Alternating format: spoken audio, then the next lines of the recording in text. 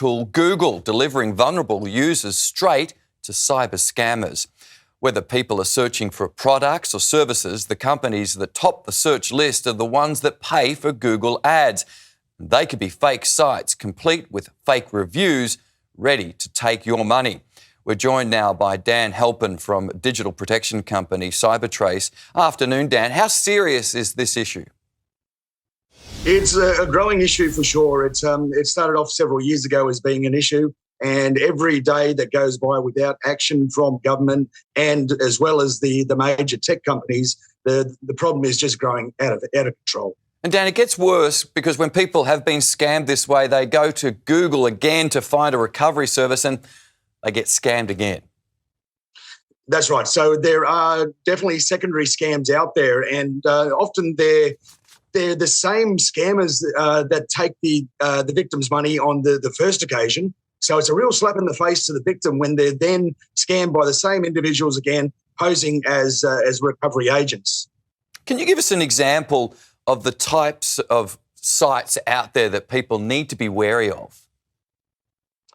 Mostly anything that's offering investment, particularly in Bitcoin or other cryptocurrencies. The reality is that there aren't a great deal of genuine trading sites or brokers for cryptocurrencies.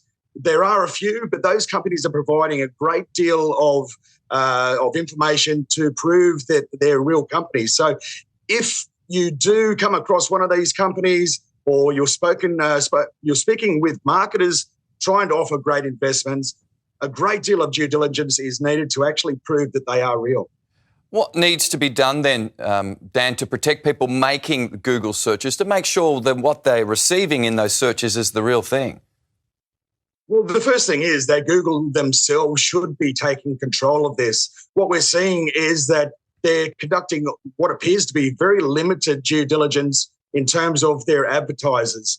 So that is probably the priority number one, is that Google needs to take this more seriously.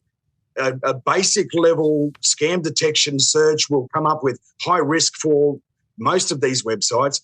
And even the Australian government and other governments around the world are publishing these sites as being fraudulent. Google's not even checking those. They're just publishing, taking the money, and it appears that they have no recourse at this stage. But in terms of what individuals themselves need to do to protect themselves, looking for red flags such as unrealistic expectations, that's the main thing. Then look at or do due diligence to work out, is this company real? Where are they hosted?